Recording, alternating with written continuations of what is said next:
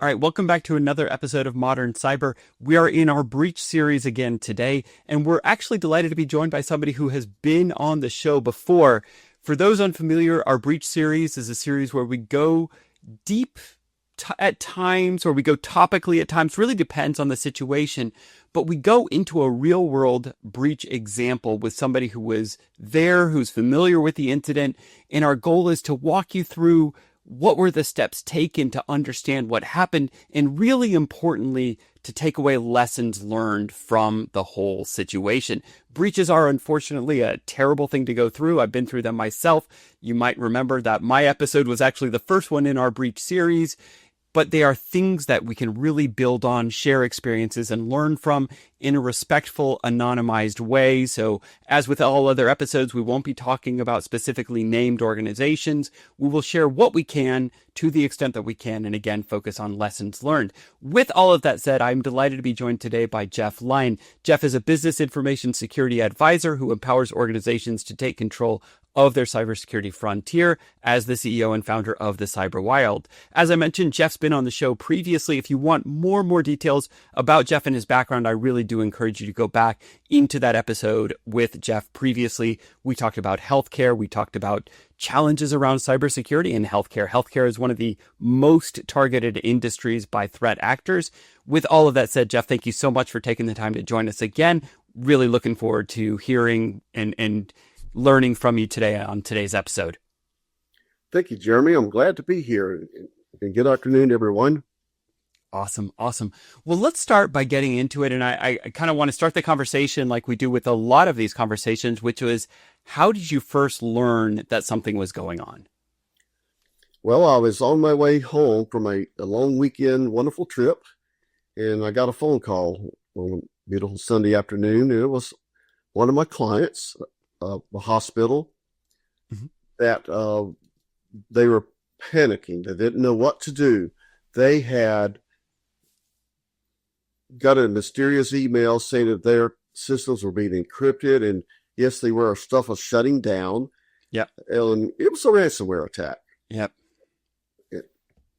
And they did not have a clue what to do. So the next morning, I was on a plane to the hospital to help spearhead the recovery efforts and to help determine what caused it and get them back up and running. I mean, it was a tough situation. Once I got there, I realized just how unprepared they were for such an attack. Yeah. And, this is a hospital environment. I tend to think of hospitals, and I grew up, by the way, as a son of a doctor, so I've spent a lot of time in hospitals. They're busy places. There's places with a lot going on. They're not places that I think of as having a ton of extra space for somebody to just kind of, plop down, set up, and get working on a computer. What was that like? It was tough. I mean, their IT staff was strained. Okay, they did not really have anyone there that was a cybersecurity person, and no one really claimed that role. It wasn't assigned to them either. Yeah. I mean, they were fighting fires all the time. So when this happened, no one was prepared to take control. One thing we saw, the CIO was actually out of the country on a cruise, and so the system admin was left in charge, didn't know what to do. The incident response plan, nobody knew where it was or if it even existed. Yeah. So that means if it even existed, it was probably pretty dusty. Yeah. Well, these things happen. People get busy, and they just don't have the luxury that they need to sit and plan things like this if they're always in firefighting mode, which unfortunately, a lot of smaller institutions, this happens. Yeah, no, I mean, it's one of the downsides of running a quote unquote lean organization where you don't have a lot of buffer and you don't have a lot of, let's say, extra manpower or capacity. And like along those lines, one of the things that I've heard, and we've talked about previously on the show about incident response plans, is that even if you have one, great. Maybe it's dusty, to your point. Maybe it's a little bit outdated. It does need regular review, whether that's on an annual or let's say like twice a year kind of basis, because systems change, processes change, tools change, technologies change, all of that. But another big point that has come up regularly around this is that what if somebody is on a cruise and out of the country and they're not available? Is there somebody else who's also been trained on the plan that you can work with? So, okay, sounds like you didn't really have much of a plan to go off of. So how did you deal with that? Did you kind of like make up a plan on the fly, or you just went with kind of like, okay, I've been through these incidents before. I roughly know the process unfolds like this. Yeah, well, we had to kind of ad lib because there wasn't a plan in place. But so what we did, first of all, I mean, from my team, I was the first one there. I commandeered a room to set up as what we call a war room, where this is where all the action, all the decisions are going to be made. We would have whiteboards where things could be written down, and just kind of get some control over what was going on. We had a lot of staff from the firm come in from overseas to help out with the recovery efforts, and they would take over a lot of the pulling the systems offline and bringing them in and reformatting them, re-imaging them if at all possible. Yeah. Once they were infected, once they were determined infected. And I actually took command of their input protection and to help out, and would help push that out and keep track of where we were with it. And which really opened my eyes to even more things. I mean, there were some of their systems that had not been patched with their endpoint protection for 2 years. Yeah. I think that's in 2 weeks now. It's just scary. Yeah. But it's an unfortunate reality. And like I've been in cybersecurity for a long time, and I remember the first time that I saw the stat about how long a vulnerability lives in a production environment. It's something like 180 some days, more than 6 months from the time that and I think this stat particularly is for critical and high severity vulnerabilities. I don't know what CV or CVS score or above, but, and it's been 180 days or more for like 20 years.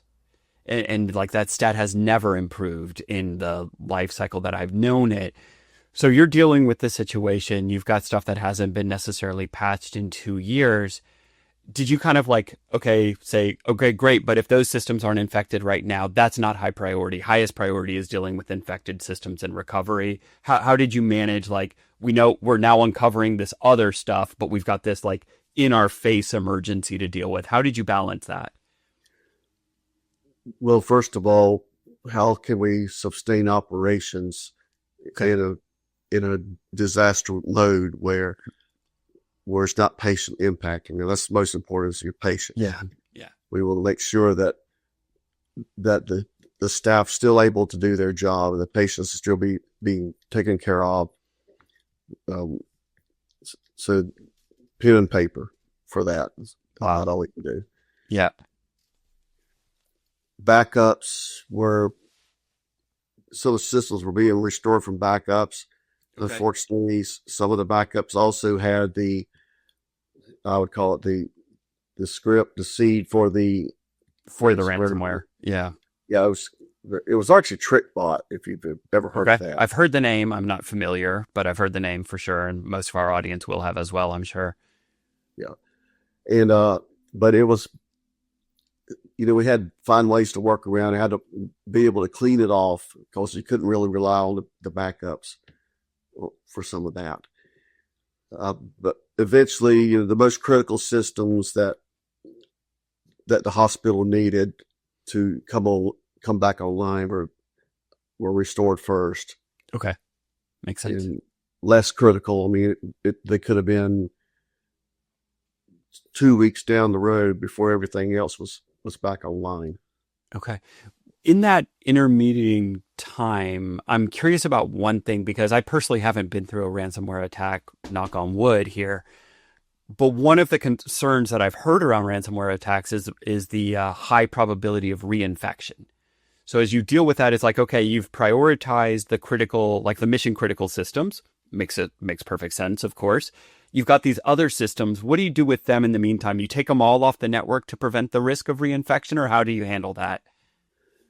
Yes, you take them. Well, we took them off the network just for Okay. cost. And yeah, Okay, makes sense. And did you find, okay, so you found that some of the backups were already kind of infected, so to speak, so you couldn't really rely on those. Hopefully other backups were kind of okay, so you were able to work through some systems that way.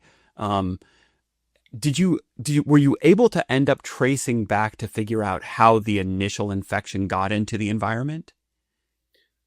yes, we actually were. It was a long, complicated process, and of course we did this much later Okay. after the recovery was complete. But Okay. using the input protection logs with this system that they had at the time, we were able to go back and follow this particular pattern. Okay, well, first of all, the event happened in March, right Okay. before COVID hit us. Jeez. Yeah, terrible. Yep. Which means the hospital's getting even busier. But once we isolated that it was the TrickBot thing, we were able to trace it back using these logs and realize that this thing had been lurking in the network passively since the previous November. Wow. So that's about 4 or 5 months at that point. Yep. Yeah. So something was there, something triggered it. Yeah. But that almost brings to mind my question then, that like, how confident did you feel in the overall network at that point? Because if I'm thinking about this again from the perspective of the risk of reinfection, there's part of me that says, I don't know if I want to bring anything back online into this network. What I might want to do, and I don't know if this is even possible, is provision a new network. And as I clean systems and get them reinstalled, migrate them over to the new, fresh network. Was that an option or not really? Because there's, to your point, this is like right in the run up to COVID. There's a lot going on at a healthcare facility at that time. A lot going on, and they would not have had the resources. I mean, Okay. this was a very resource strapped organization. Yeah. Okay. So you kind of had to deal with it. You knew that it was on there since November. Were you able to find like a cleaner script or something so that as you did bring systems back online, you did get some level of confidence that like, hey, we've got all traces off of these cleaned hosts, or what did you do there? Yeah, it's using the same tool. We were able to create scripts that made sure it was removed and continuously monitored these devices. Okay. And to make sure that they were clean before allowing them back onto the main area. I mean, we did have them isolated. Yeah. How long did this whole thing take you? I mean, from that initial flight up on the Monday morning or whatever it was, and then you've got a couple weeks, and then you've got probably the hospital going into some kind of restricted access mode, I've got to imagine. Like, well, first, how did you deal with that? And second, how long did the whole process take? I was there 2 weeks. Okay. After that, everybody went virtual because of COVID. Yeah. And I believe the team from overseas stayed there a bit longer to continue with the restoration. Okay. And I don't remember all the details of it since, it's been 5 years. But I do recall that I was still working on some of the things months afterwards. Yeah. Like 3 or 4 months afterwards. I mean, 5 years and a high stress situation to start off with ransomware, couple that with everything else going on relative to the pandemic. And I'm sure it's easy to forget some of the details. We've talked about a couple of the kind of, let's say, the lessons learned along the way about, let's say, the importance of your backups and the importance of having an incident recovery plan or an incident response plan. But I'm curious from your perspective, what did you take away most and what did you learn most from the experience? Well, what I learned most is that healthcare organizations, regardless of their size or the amount of assets, and they need to do everything they can, everything possible to avoid any type of ransomware attack, any type of cyber attack. Yeah. Because, the next one may be patient impacted. The next one may not be as well. This one wasn't easy to recover by any means, but the next one may not be recoverable. Yeah. Yeah. I mean, it really does put it in perspective. We often talk about the cost of a cyber breach, and you'll often hear the statistics around, the what is the value of one breach data record, and I think the number is usually in the like 160 range. But when you talk about patient impact, you're really taking that question to a different level of consideration that is, impossible to calculate, right? You can't really put a price on. So that's really a strong point around, healthcare organizations really having to do everything that they can. From a process perspective, or let's say like a hands-on practical perspective, any other things that really pop to mind as far as just like the day-to-day of it, or something that you ended up having to do that you wish you had been more prepared for or thought about more previously to the event or with the team coming in? I'm curious, because you kind of quarterbacked the situation, right? So you would have seen the whole project kind of end to end. Yeah, actually, I mean, this organization was, like I said, one of my clients, and we were actually working on a plan to boost their cybersecurity efforts. Just not this hospital, but several hospitals. Yeah.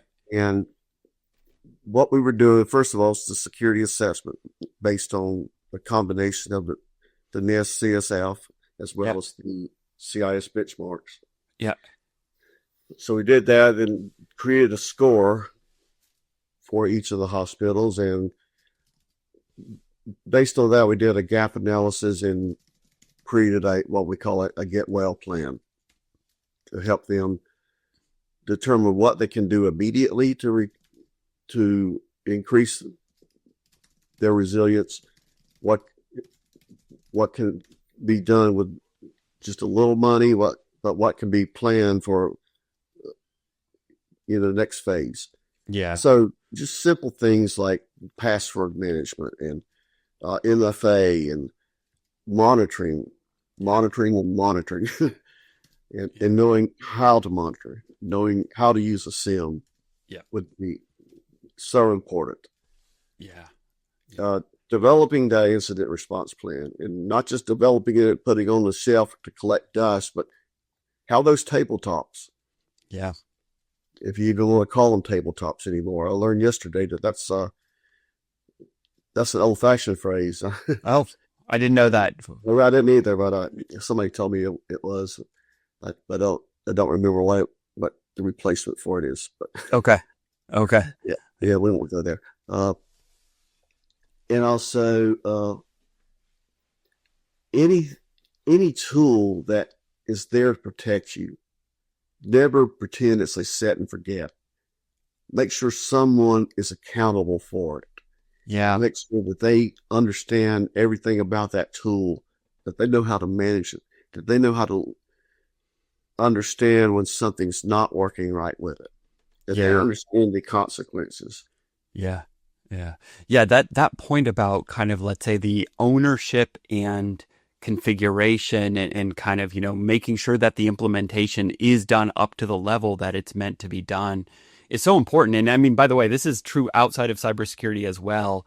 You hear so many projects about, oh, we bought this thing and we never really got it up and running very well. So we were a dissatisfied customer and then we ended up, not renewing our license or whatnot. But, how much time and effort went into that initial selection, and also how much opportunity cost is there in the fact that you actually went through that process, bought something and didn't actually get it properly implemented. that's a real missed opportunity to drive efficiency gains or productivity or security or whatever the outcome was that you originally were targeting. That's a great point. Well, Jeffrey Lyon, I don't have any more questions. Oh, please. No, you're not buying a tool. You're buying a solution and a peace of mind. Yeah. You got to think of it holistically like that. If you buy one tool, it doesn't fit everything else. Yeah. That point about buying a solution, I think that's the key point. Mm-hmm. Awesome.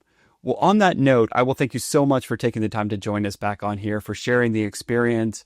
I'm sure lots of our audience will learn from this, and hopefully not too many of our audience has had to go through the pains of a ransomware breach themselves. But for those who have, maybe you'll learn something from today's experience, or if you think that your organization might be at risk, take some of Jeff's advice to heart around planning, around implementation, around ownership of tools, around not having just one person go through the IR plan with you. Thanks again, Jeff, for taking the time to join us on the Modern Cyber Breach series. For our audience, we will talk to you on the next time. Thank you so much. Bye-bye.